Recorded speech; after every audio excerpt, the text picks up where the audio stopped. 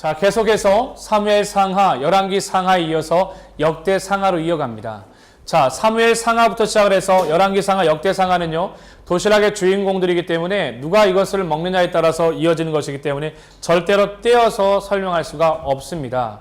자, 이제는 사무엘 상하와 열왕기 상하에 이어서 역대 상하를 볼 때 주의해야 될 사항은 성경을 읽다 보면은 성경 앞에서 읽은 내용들이 역대 상하에서 반복되기 때문에 혼란할 때가 있어요. 근데 여러분, 이제부터는 이 강의를 듣고 나서는요, 전혀 혼란할 필요가 없습니다. 이미 사무엘 상하와 열왕기 상하에서 한 이야기를 반복하는 것이 아니라 역대기는요, 역대 상하를 통하여서 남유다 다윗 왕조를 역대기적 관점 가운데서 새롭게 바라보는 거예요. 그러다 보니까 내용이 중복되어 반복되긴 하지만 특징이 있습니다. 철저하게 남유다의 관점 가운데 바라보고 있어요. 앞에 사무엘 상하와 열왕기 상하 같은 경우는 철저하게 다윗의 죄에 대해서 드러내고 다윗의 죄와 다윗이 잘못한 부분들, 솔로몬이 잘못한 것들을 하나하나 다 끄집어내지만 이 역대 상하에서 보면 특이하게요, 남유다 왕조들을 질서정연하게 쭉 이어서 설명하는 것을 보게 되어집니다. 그래서 역대기적 사관적 관점을 가지고 반복해서 본다면 먼저 강의에 들어가기 앞서 여러분 기억하실 것은 이 역대상의 도시락의 주인공이 누구요? 다윗이라는 것을 기억하시고요.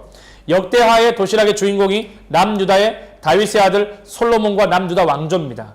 그렇다면 앞에 이미 언급한 이야기를 통해서 본다면 다윗에 관한 이야기는 사무엘 하에 등장하기 때문에 역대상과 사무엘 하의 이야기가 비슷하게 중복된다는 것을 여러분들이 알고 있으면 좋겠어요. 그래서 사무엘 하를 여기다가 쓴 겁니다. 그 다음에요, 역대 하 같은 경우에는요, 위에서 언급한 대로 솔로몬에 대한 이야기와 남유다의 왕조를 이야기하기 때문에 열왕기 상과 열왕기 하의 이야기가 여기서 중복된다는 것을 기억한 다음에 시작을 해보면, 자,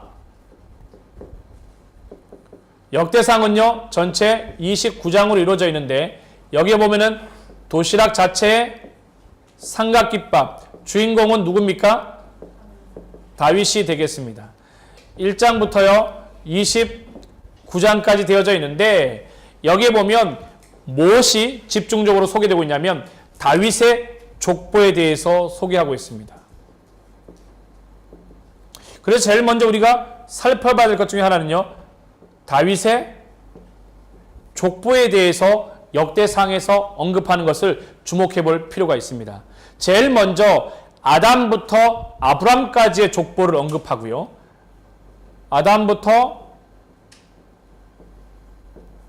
아브람까지의 족보를 소개한 다음에요. 두 번째는요, 아브라함부터 야곱까지의 족보. 어디요? 아브라함부터 누구까지? 야곱까지의 족보를 언급하고요. 그 다음에 또 뭐요? 야곱에서 다윗까지의 족보를 언급합니다. 야곱부터 다윗까지의 족보를 언급하고요. 더 나아가서 다윗에서 포로기까지의 족보를 다뤄요. 다윗부터 포로기까지 족보를 언급한다. 그리고 나서 또 뭐가 나오냐면 12지파의 족보를 언급합니다. 여러분, 창세기 목사님이 강의하면서 이런 얘기를 했었어요. 왜 창세기 5장에 족보가 등장을 하고 왜 창세기 11장에 족보가 등장한다 그랬어요. 5장에서는 노아를 설명하기 위해서, 11장에서는 누구요? 아브라함을 설명하기 위해서 족보가 나오는 것처럼 역대상에서는 왜 족보가 나오는 걸까요? 누구를 이야기해주고 싶은 걸까요? 다윗의 자손을 통해서 누가? 예수 그리스도가 족보의 완성으로 오신다라는 것을 설명하기 위해서입니다.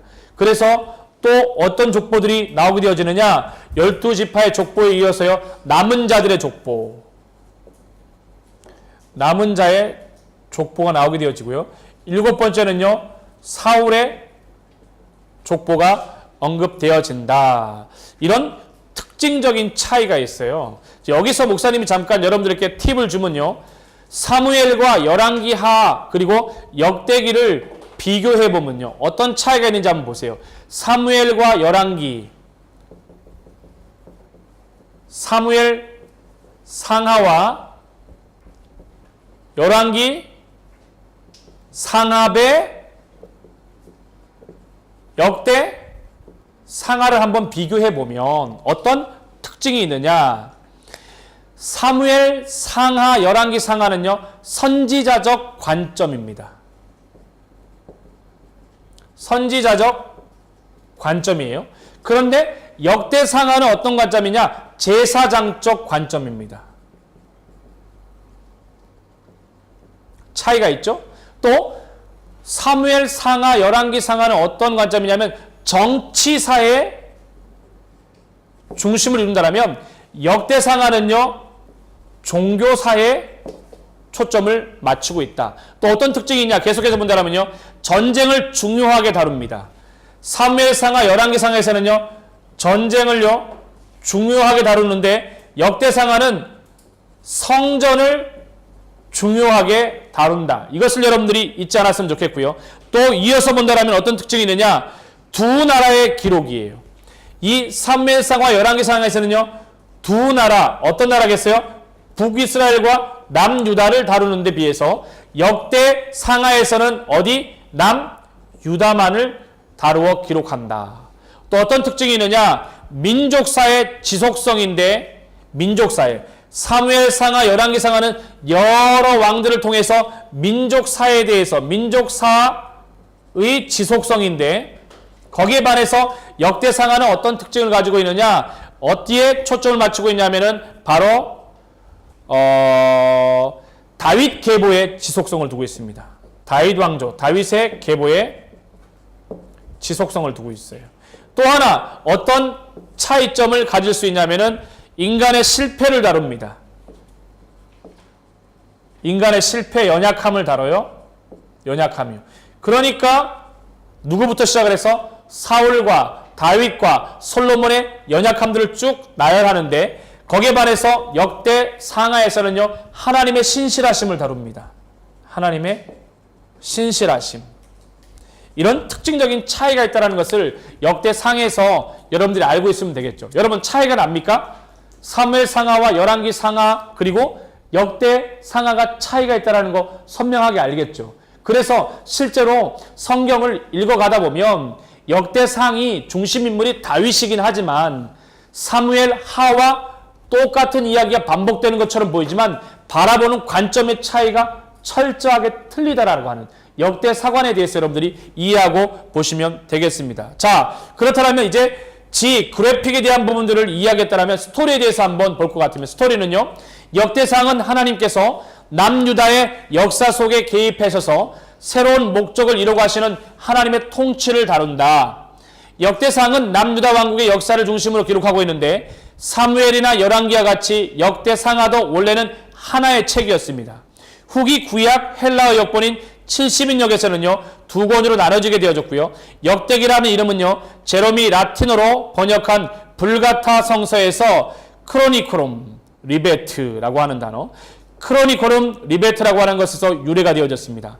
이 역대상은 이스라엘의 역사를 다루는 12권의 역사서 중에 8번째 책으로 남유다의 왕조에 대하여 특별히 역대사관으로 서술하므로 남유다의 역사에 특별히 다윗 왕조에 대해서 긍정적인 면을 부각하고 있다라고 말할 수 있습니다. 또한 사무엘과 열왕기가 이스라엘과 유다에 대해서 선지자적 도덕적 관점에서 정치적 역사를 기록하고 있다면 역대기는요 유다의 다윗 왕조를 중심으로 해서 제사장적, 그 다음에 영적인 관점에서 바라본 종교적 역사를 기록하고 있다. 이미 여기에서 목사님이 얘기했던 사무엘상하와 열왕기상하, 그 다음에 역대상하를 구분했다는 것을 여러분들이 기억하고 있으면 되겠습니다. 자, 타임라인으로 한번 넘어가서 볼 것 같으면요.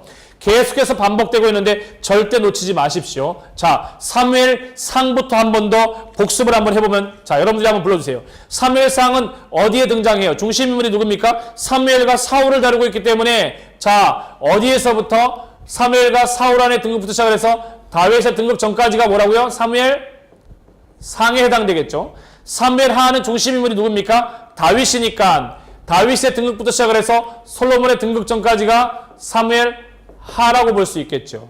그 다음에 열왕기상의 중심 인물은 누구라고 말했습니까? 목사님이요. 솔로몬과 남유다의 왕조를 다뤘기 때문에 솔로몬부터 시작을 해서 북이스라엘의 2명, 남유다의 3명을 합쳐서 여기까지를 포괄하는 것이 뭐라 그랬어요? 열왕기 상이라고 말했고요. 나머지가 북이스라엘의 멸망부터 시작을 해서 남유다의 멸망기 전체를 다루는 것이 뭐라 그랬습니까? 열왕기 하라고 이야기했다. 자, 열왕기 상과 열왕기 하까지 정리를 하고 나면 우리가 여기에서 포인트를 정확히 잡아야 되는데, 계속 반복하지만 역대상은 어디와 유사하다? 중심인물이 누구다? 역대상은 다윗이기 때문에 사무엘 하와 유사점을 이루고 있다. 그래서 여기가 바로 역대상으로 보면 되겠고요. 역대하는 포인트가 어디입니까? 역대하의 중심인물이 누구예요? 솔로몬과 남유다 왕조를 다루기 때문에 어디? 솔로몬 때부터 시작을 하여서 열왕기 상부터 시작해서 열왕기 하까지 전체를 다루는데 주의사항은 북이스라엘이 포함된다 안 된다? 포함되지 않는 남유다라는 것을 여러분들이 기억하면 되겠습니다. 자, 계속해서 GST 타임라인을 넘어서 매핑을 볼 것 같으면, 자, 여기 주목하세요. 매핑도 정리해보면 이렇게 정리해 볼 수 있습니다. 역대상 같은 경우에는 중심인물이 다윗이기 때문에 통일왕국이죠. 이렇게 표현하면 끝입니다. 통일왕국이요. 통일왕국이요. 이 분열왕국은 역대하에 해당되어지겠죠. 그래서 역대상은 목사님이 통일왕국으로, 어디? 다윗이 통치하던 몇 년 동안? 40년 동안 헤브론과 예루살렘의 통치기 아닌 통일왕국을 이룬다는 것을 여러분들이 기억하시면 되겠고요. 이 통일왕국 이후에 분열왕국은 열왕기 하, 열왕기 상, 솔로몬 때부터 시작을 해서 남유다 북이스라엘이 나눠졌지 않습니까? 그러니 실제적으로 말한다면 열왕기 상부터 열왕기 하에 이어지는 부분인데 역대 하에서 분열왕국을 다루고 있다. 그래서 여기 나와 있는 열왕기 상하 분열왕국이 아닌 실제 역대 상은 사무엘 하와 다윗의 주인공을 다루고 있기 때문에 통일왕국이라는 것을 여러분들이 꼭 기억하시면 되겠습니다. 계속해서 넘어갈 것 같으면요, 어널리즈 분해 분석을 통해서 볼 것 같으면 이렇게 볼 수가 있겠습니다. 자, 1장부터 전체 29장으로 이어져 있는 역대상은요, 1장이 아담에서 아브라함에 이르는 계보에 대해서, 그 다음에 2장에서는 유다의 족보, 3장에서는 다윗의 족보, 4장은 유다와 시몬의 족보, 5장은 두 지파 반의 족보, 6장은 레위의 족보, 7장은 다윗 지파 반의 족보, 그 다음에 8장은 베냐민의 족보, 9장은 포로 귀환의 명단입니다. 그 다음에 사울의 족보가 언급되고 있고요. 그 다음에 10장에서는 사울왕의 죽음과 11장에서는 다윗의 즉위가 등장을 합니다. 여러분, 이 1장부터 29장까지 놓치지 말아야 될 포인트가 뭐예요? 남유다 왕조를 말합니다. 다윗부터 시작을 하여서 솔로몬과 남유다 왕조에 초점이 맞춰져 있어요. 11장에 다윗의 즉위, 12장에 다윗 왕의 용사들, 13장에 언약궤 운반과 우사의 죽음이요, 14장은 다윗 왕의 블레셋 정복, 15장은 다윗성의 언약궤 이동에 대해서, 16장은 다윗 왕의 찬송에 대해서, 17장은 다윗 왕의 성전 건축 계획과 불허, 하나님이 허락하지 않으신다. 왜요? 피를 많이 흘렸기 때문에. 18장에서는요, 다윗 왕의 4대 정복, 19장에서는 다윗 왕의 암몬과 아람 정복을, 20장에서는 다윗 왕의 암몬과 블레셋 정복을, 21장에서는 다윗 왕의 인구 조사와 온역에 대해서, 22장은 다윗 왕의 성전 건축 준비에 대해서, 23장은 레위인의 직무, 24장은 제사장의 직무, 25장은 찬양대의 직무와 26장은 성전 문지기와 곡간의 직위 직무에 대해서, 그 다음에 27장에서는 다윗 왕의 군대 조직과 행정 조직, 28장은 다윗 왕의 성전 건축 유언에 대해서, 그리고 29장에서는 솔로몬의 즉위와 다윗 왕의 죽음에 대해서 다루고 있습니다. 자, 이처럼 여기 나와 있는 A 어널리즈 분해를 통해서 여러분께 말씀드렸지만 이 역대상에는 참 많은 엑스트라 자료가 나와요. 대표적인 엑스트라 자료가 무엇이냐면 바로 성경 속에 등장하는 족보에 대한 부분입니다.